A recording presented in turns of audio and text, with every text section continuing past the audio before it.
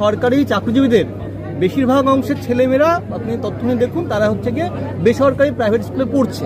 তাহলে এক্ষেত্রে কি বলবেন, যে সেক্ষেত্রে কি তাহলে বেসরকারি চাইতে সরকারি স্কুলের পড়াশোনার মান কম বলে, নাকি সরকারি এরাও এলিট ক্লাসে চলে যাচ্ছে? দেখুন, গত 34 বছর এবং ধরেই বাম সরকারের সময় সরকারি স্কুলগুলোয় পড়ার প্রবণতা কমছিল। বিভিন্ন শহর এবং শহরতলিতে ইংরেজি মিডিয়াম খোলা, এবং একসময় আপনি জানেন বাম দুটো ঐতিহাসিক ভুল করে। এক হচ্ছে ইংরেজি তুলে দেওয়া, দুই হচ্ছে কম্পিউটারে বিরোধিতা করা।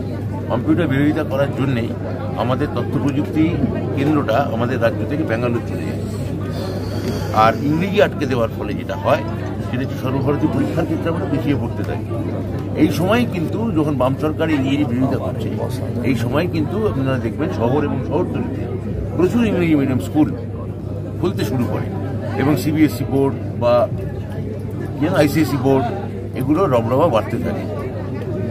এগুলো আছে, এগুলো থাকবে, কিন্তু আপনি যদি আমাদের সরকারের স্ট্র্যাটেজিও দেখেন, আমরা প্রচুর জায়গায় সরকারি ইংরেজি মিডিয়াম স্কুল করছি।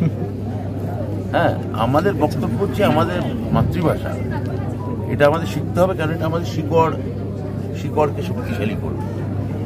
ইংরেজি ভাষাও আমাদের শিখতে হবে। শিকড় শক্তিশালী হলে কি চায় মানুষ? তখন ডানা মেলে উঠতে চায়। তাহলে বাংলা ভাষা হচ্ছে আমার শিকড়ের ভাষা, ইংরেজি ভাষা হচ্ছে আমার আকাশে ওড়ার ভাষা। দুটো ভাষাই আমাদের শেখা দরকার।